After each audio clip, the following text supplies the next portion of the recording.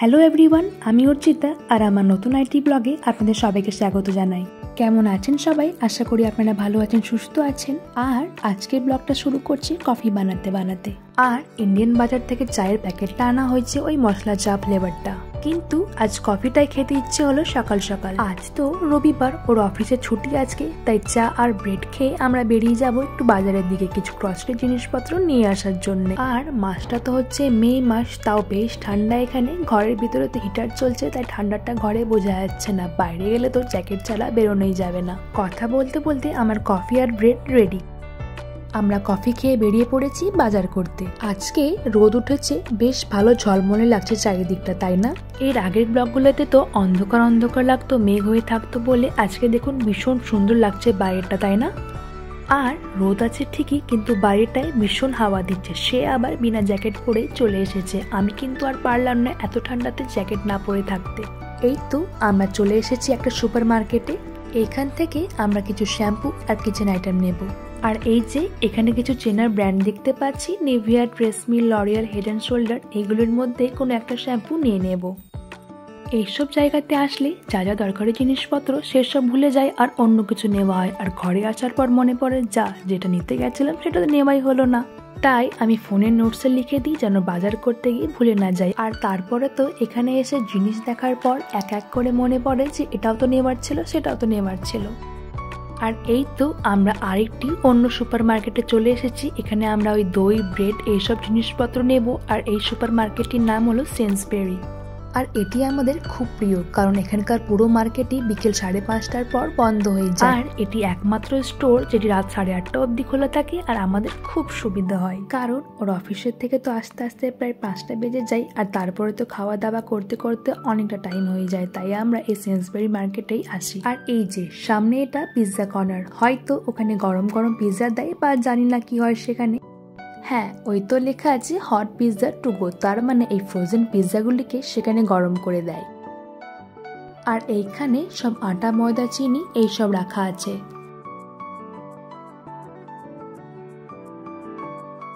এই তো আমরা চলে এসেছি অ্যাপার্টমেন্টে। দাঁড়ান আপনাদের দেখাই কি কি নিয়েছি। একটা নিভিয়া শাওয়ার জেল নিয়েছি, আর ট্রেসমি শ্যাম্পু অ্যান্ড কন্ডিশনারটা নিয়েছি। সেখানে তো এত অপশন, কি নেব কি নেব না সেটা ভেবে ভেবে লাস্টে এই ব্যান্ডটাই নেওয়া হলো। শাওয়ার জেলটা 1 পাউন্ডের মতন পড়লো, আর শ্যাম্পু অ্যান্ড কন্ডিশনারেরটা নিল 4 করে 8 পাউন্ড। আর এটি একটি নিলাম, খুবই দরকারি জিনিস। একটা ফুলকপি নেওয়া হয়েছে, আর একটা গাজরের প্যাকেট নিলাম। এটা অনেকটা নেওয়া হয়েছে, অনেক দিন চলবে। প্লেন দই নেওয়া হয়েছে, দইটা আমাদের অনেক ব্যবহার হয়। আর 1 লিটার দুধ নিয়েছি।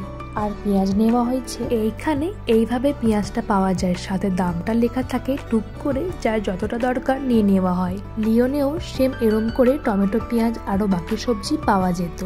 আর এই যে টমেটোটা আবার খোলা পাওয়া যাচ্ছিল, কিন্তু সেটা আবার নিজে থেকে ওজন করে নিতে হয়েছে। সাথে চিনি নেওয়া হয়েছে, আর বানানা মিল্কশেক নেওয়া হয়েছে। প্রথম ট্রাই করব, কে জানি কেমন খেতে হবে। এই দুটো ক্যাপসিকাম নিলাম, আর একটি প্যাকেট ময়দা নিলাম। আর দেখুন বাইরেটা কি সুন্দর রোদ। একটু খুলে দিচ্ছি, রোদটা ঘরে ঢুকবে আর গরম গরম আবহাওয়া আসবে। তাহলে চলুন আজকে দুপুরের খাবারটা বানিয়ে নিই। আজকে ভেবেছি কলার কোপ্তা বানাবো, আর প্রথমবার বানাবো, জানি না কেমন হবে খেতে, কিন্তু ট্রাই করা যেতেই পারে। প্রথমে প্রেসার কুকারে কলা আর আলুকে সেদ্ধ করতে দিয়ে দিচ্ছি।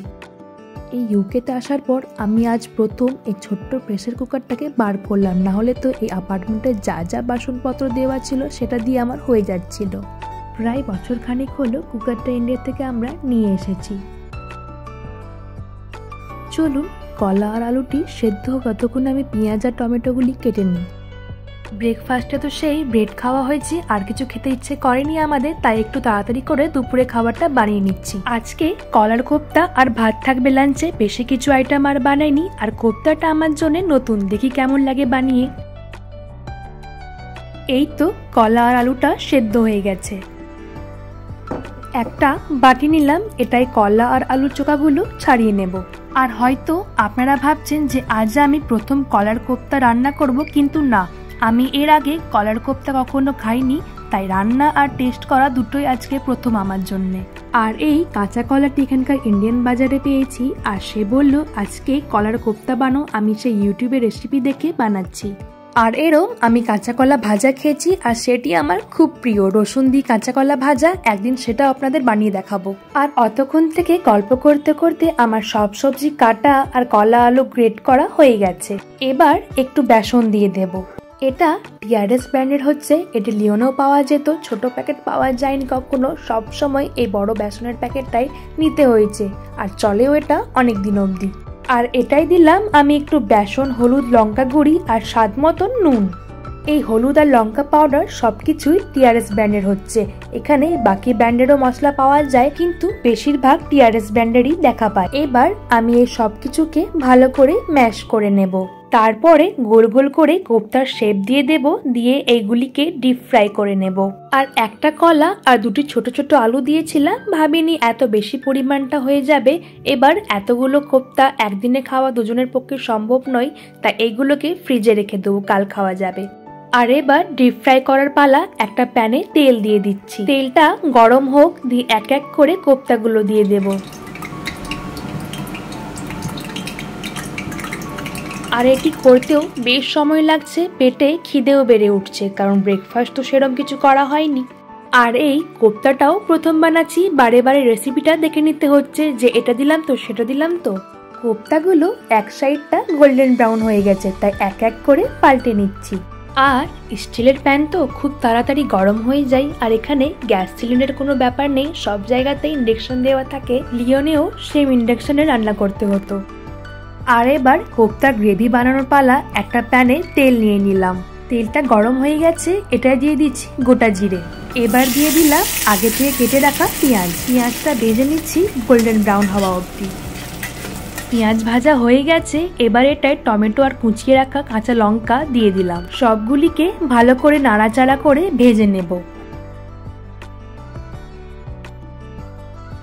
আর সামান্য নুন দিয়ে দিলাম।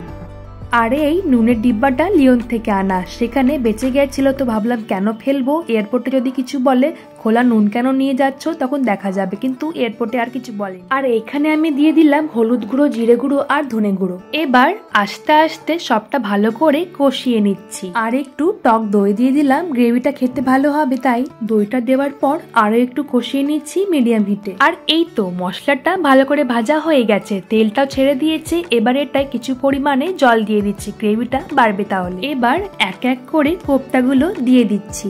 খুব বেশি ঝোল লাগছে ঠিকই, কিন্তু কোপ্তা দেওয়ার পর ঝোলটা অনেকটা টেনে নেবে।